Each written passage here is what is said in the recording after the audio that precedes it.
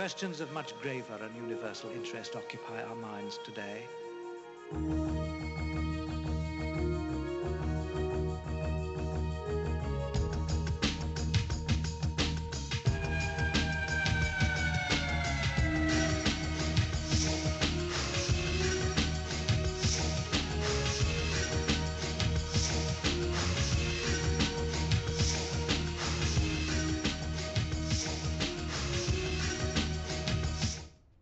Hello, my name is Lieutenant Eric Schein. I'm a graduate of Kings Point, naval officer serving on special duty in the United States Merchant Marine, and I am here involving cases surrounding the administrative law court system or admiralty court system of the U.S. Coast Guard that is clearly unconstitutional. We've had a previous show or presentation where I interviewed Adam Olabonega. He is a witness to the trial-like proceedings that were held at the Glenn Anderson Federal Building on May 20th and 21st, 22nd, and 23rd. He appeared on the first day, has signed an affidavit to what he has seen, has already presented himself within the first show. This is a follow-up show to get into his affidavit. Adam Olabonega, welcome to the show. Hello. And we did go into a little bit about your history. You're 23 years old. You're a concerned American citizen. Concerned. Not just you're concerned, not just about this military tribunal or military court that's being carried out upon an alleged civilian, myself, but you're concerned about what's going on in our country. Yeah, and the future. Could you get into just a little bit of that before we get into your affidavit? Like, because it kind of goes to the roots. Like you've mentioned that had you not been up to speed on some of the things going on in our country and a little bit better read about some of the things and changes that are going on that are being carried on under the Bush administration, both terms, and are looking, coming at us very quickly. And we can look back to the Patriot Act, Homeland Security Act, creation of the Department of Homeland Security, and more. The wars in Iraq and Afghanistan, possibly in Iran, much of the talk and debate even now around presidential candidates. I guess your curiosity was piqued several years ago and you started to research some of this. Had you not, this probably would have passed you by and you wouldn't have given it much thought. I would have given it no thought. It would have passed me by. It's not a matter of if, it would have. Had I not been aware of some of the issues that are happening with the controlled mainstream media, with the things that this administration is putting down on paper that is applicable to our way of government is amazing.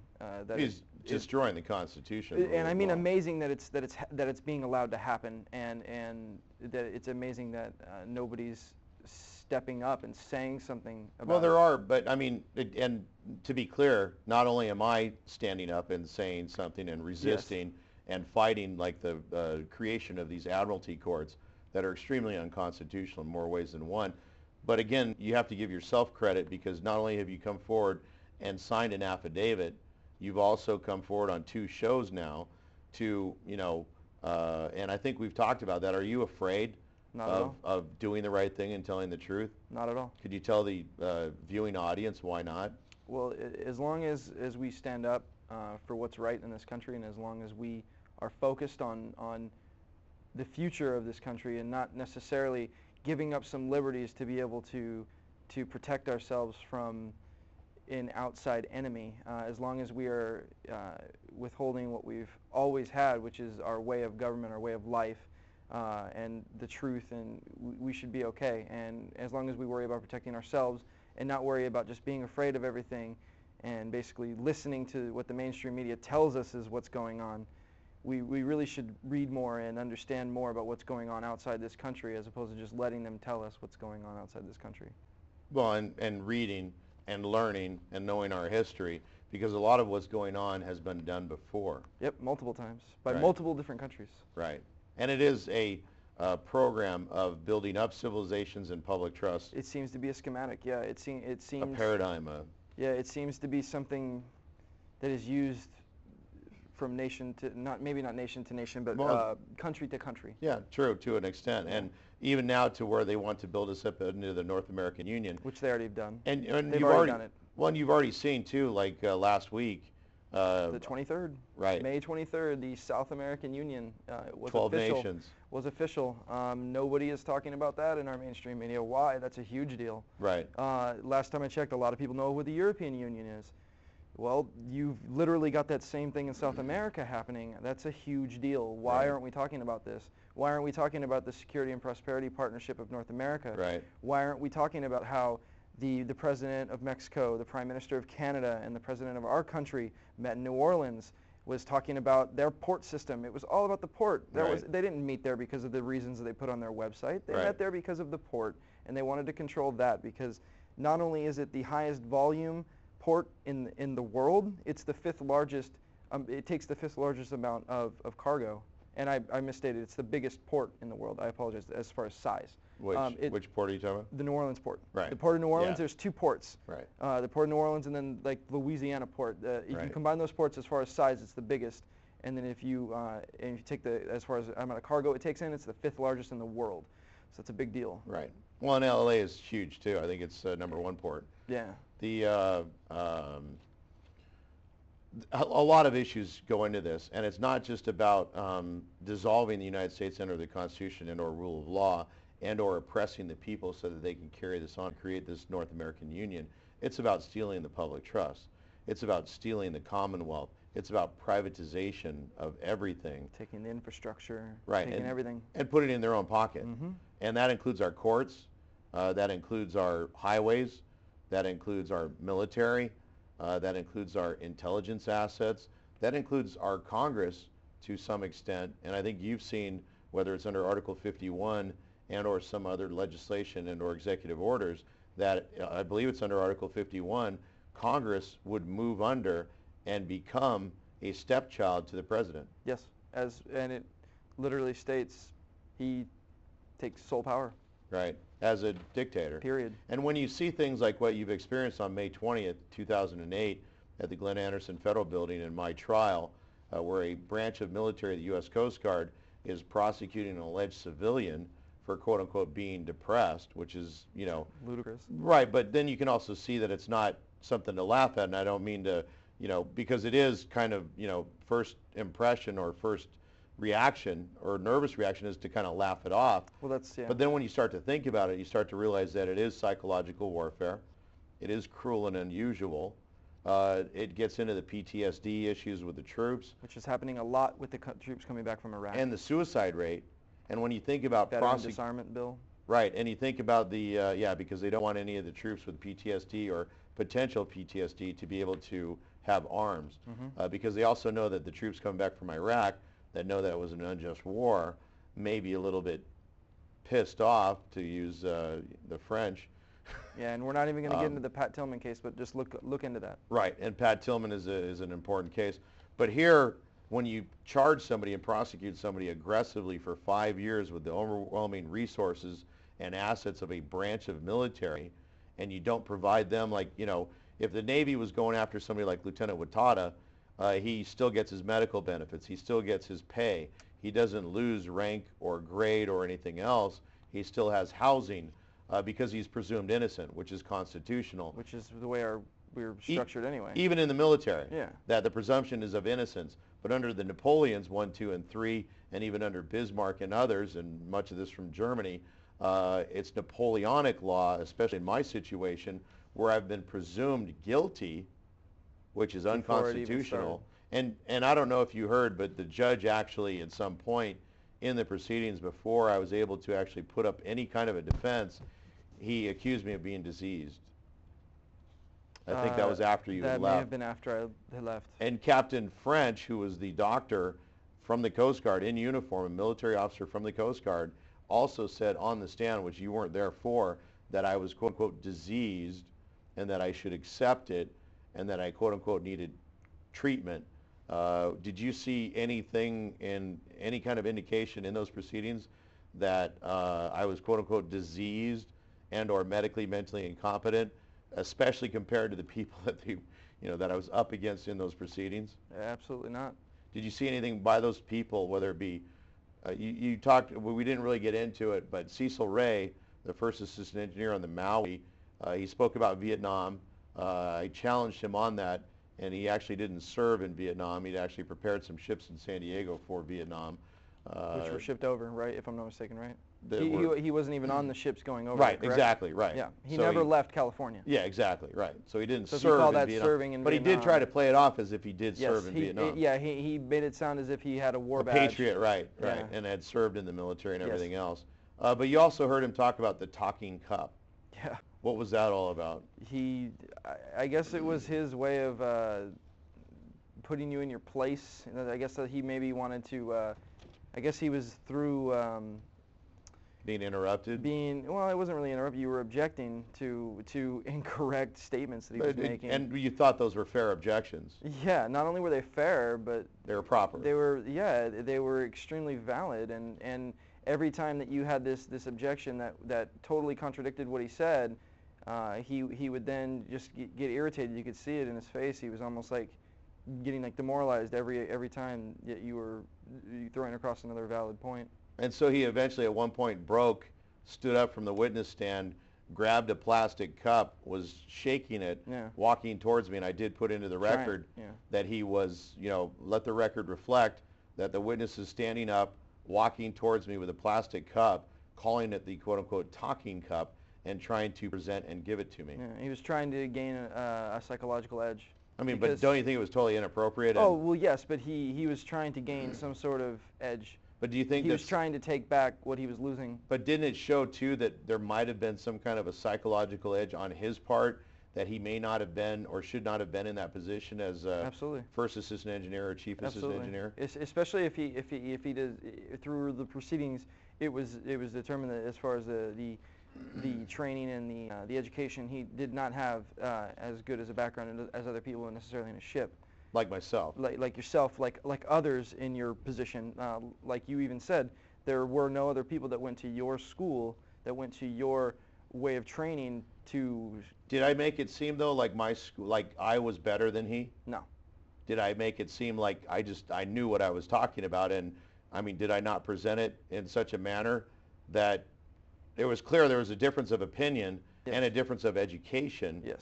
And a difference of knowledge on the technical skills. And knowledge on the ship. Right. And that at some point, do you think he might have felt threatened? Yes.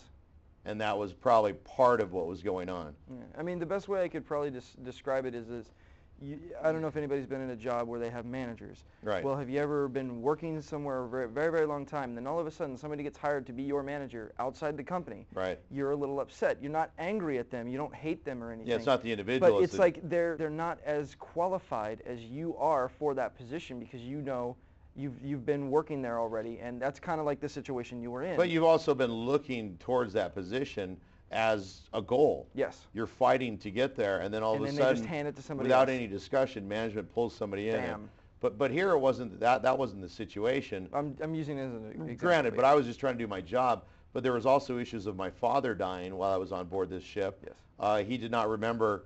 He remembered giving leave at one point, but he did not remember me being terminated upon the death of my father. He did only remember one short job for 2 weeks, and then basically kind of ignored the 5 months that went before that, where I had worked as a third assistant engineer. Yeah, his memory seemed to escape him every time when it came to something regarding your case. When it came to the prosecution's case, his memory was working every time. Yeah, because he'd probably been briefed on it. He was prepped. Yeah, and it was pretty evident to you that he had been prepared? Oh yeah, I mean, I just don't understand how your memory can escape you. Well, 7 years. Clear facts in your case. But this is 7 years later. Yeah. So not only, I mean, it is unfair to him to some extent as a witness. That's true, yes. Well, no, but I think that he shouldn't have been on the stand at some point. But these proceedings should not be carried on 7 years later and hold on to an individual so that they can't use their license. They lose their naval commission, their security clearance, they lose their homes, they lose their way of life. And then 7 years later, if they're still alive somehow, to come back and to try to finish up the process and make it so antagonistic, so one-sided, that they're trying to provoke the individual into punching somebody. I mean, did you see that they were trying to provoke? Yeah. Or antagonize? It wasn't just with what they were presenting as far as their evidence. It was also, the temperature of the room. And that's a good point. And go into that. Temperature of the room, the calling leaving the the door security open guards, Yeah, leaving the door open. To my knowledge, it's always been the case where you have to shut the door because Violation of privacy. right. You know, and they had witnesses, and they didn't do anything to try to clear the witnesses out and say not we're at going to all. be. And Lieutenant Commander Triboulet, the prosecutor, the JAG officer, he went into, and I mean, did he not literally slam me with all this medical and mental and yeah, which again he was unqualified to present? He's not a medical examiner. But the other thing though too, and you saw the doctor, and I did object to this. He stayed in the room. He was working on his laptop, like you mentioned, and he was actually carrying on an examination of me while I was forced to defend myself, and using that examination as evidence somehow that I was medically, mentally incompetent, because if I didn't keep my cool, or I got upset, or I objected too much, that somehow meant that I was incompetent. I mean, isn't that ridiculous? Yeah, it's you know, like they're just baiting you the whole time. Well, so you could basically put anyone in a position where they're forced to be their own counsel, either by denying them counsel or forcing conflicted counsel upon themselves where they want to speak for themselves. Which in your case was both. They were right. They were doing both to you. Because the two counsel before that had been forced upon me were actually working for the shipping companies that were involved. The two, Matson and American President Lines, yep. Who were the two first assistant engineers that came forward. No one else testified other than Captain French, right? Yeah, and then denying you all sorts of witness lists, exhibit evidence. They denied you pretty much everything. So that I was defenseless. So literally, so that you were defenseless. They wanted you to defend yourself with the clothes on your back. Do you realize, or have you heard, that the Admiral Cray, it's Crea or Cray, it's spelled C-R-E-A, it's a woman, she's the Vice Admiral, has ruled that this is a case of first impression, or a case, a precedent-setting case, which means that whatever happens from this case will be used against other people, whether they be civilians, whether they be maritime officers, whether they be naval officers, whether they be Coast Guard personnel, that whatever comes out of this case, they have declared openly in advance that this is a case of first impression or a precedent-setting case. Do you find that disturbing as a citizen? Really? In what you had seen? Because it's clearly that they're driving towards a certain outcome to the case. If that is correct, I don't even know what to say. If that's correct, that's scary. Exactly, because then... Again, because you are being charged as a civilian. Right, and for being depressed, which means that any branch of military could grab a civilian off of the street without any active incompetence, without any reason to grab that person, and that the military could prosecute that civilian for having the flu, bird flu, or being depressed. Or if I'm not mistaken, through the Patriot Act and or through one of the security acts, they can just basically call you a terrorist. Yes. And they can do that. What they've done to me, which is, well, and you've heard about renditions, right? Like Guantanamo, grabbing Italian citizens off the street in Italy, they're gone. The CIA, and putting them in these black hole sites. Can you see how my position, where I've been bounced from court, basically held within the court system for the last 8-9 years, would be considered an administrative or extrajudicial rendition? Yes. Or series of renditions, to where they're trying to keep me in the court system until I either exhaust myself, get hit by a bus, die, somehow, become suicidal, right? Or go postal, and that at some point they would, and I've seen the case law on this from the 1950s, is that they would file an amicus brief with the court, say that, well, this, shouldn't have been brought against the person in the first place. They dismiss the case, and no one is the wiser. And then they use it again against somebody.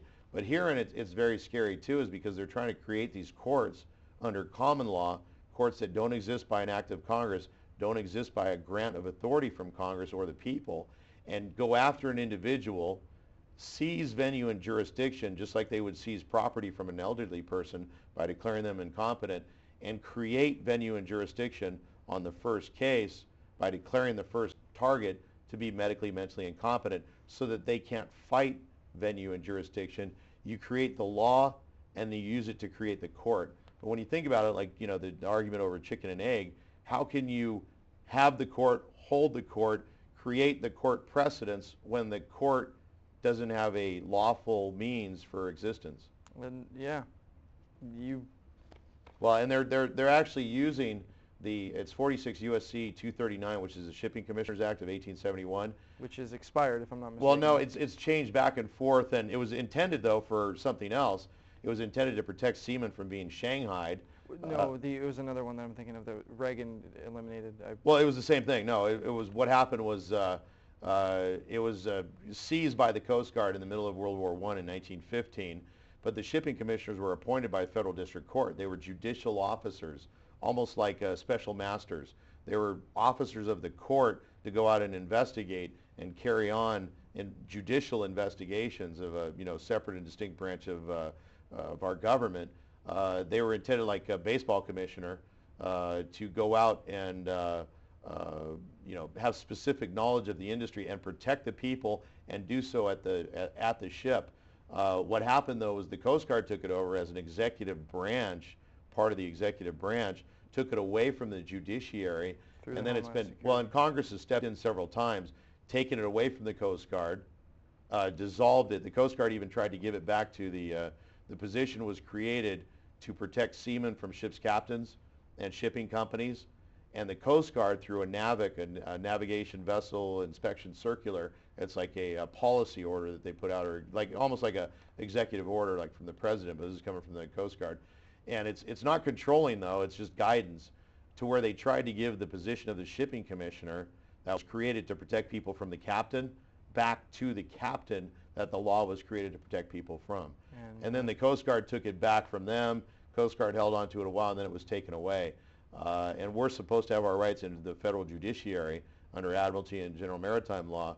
But what's happening is they're creating these special courts that you saw, which I think you could say, and I think we've talked about this, was what a star chamber is, or privy council from old world Europe, to where it's like it was a witch hunt. I mean, did this not seem like something that you would see in Salem, Massachusetts? I would say, I mean, without the fire and the pitchforks and the... Yeah, to a degree, yes. Yeah. And that it was not proper, and it was not in keeping with our Constitution. Definitely not proper. I mean, on top of it, just the uniforms alone is really the starting point, really, well, like I was saying. And do you think that even though we're in a quasi-military war on terror, or whatever is going on, or however you want to define it, and I think people, when they start to look at it, we have not had a declared war by Congress. We've had an authorization to use force, which is far different.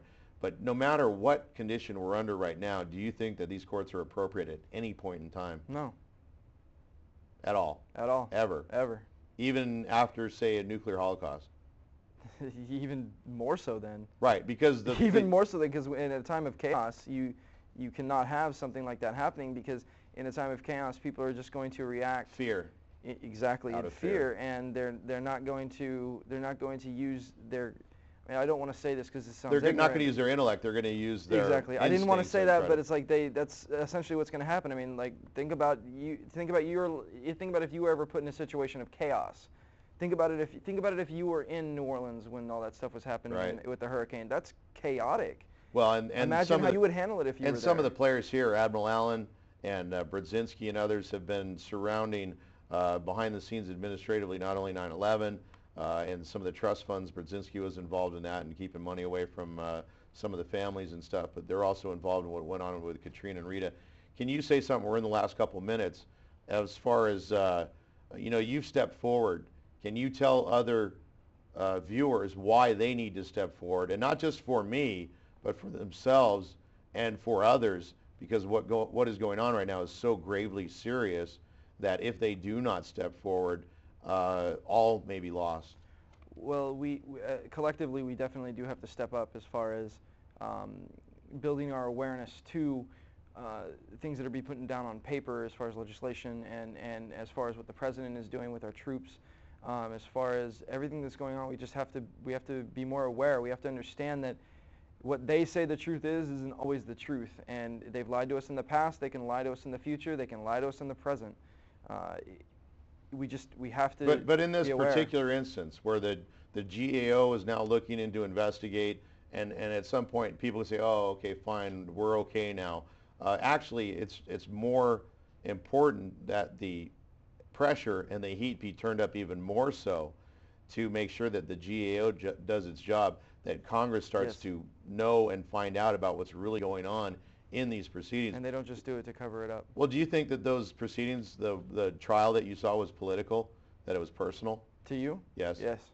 And that these individuals had some kind of point to make? Yeah, and we need to make sure that they're held accountable for their actions. Well, and because they're also been involved in a lot of other things, like Admiral Allen, Similar. he fielded troops in the South in response to Katrina and Rita to disarm American citizens. Yeah. Right. And they were told that if they did not comply to the disarmament, that they would have to shoot them. Right. And And ALJ...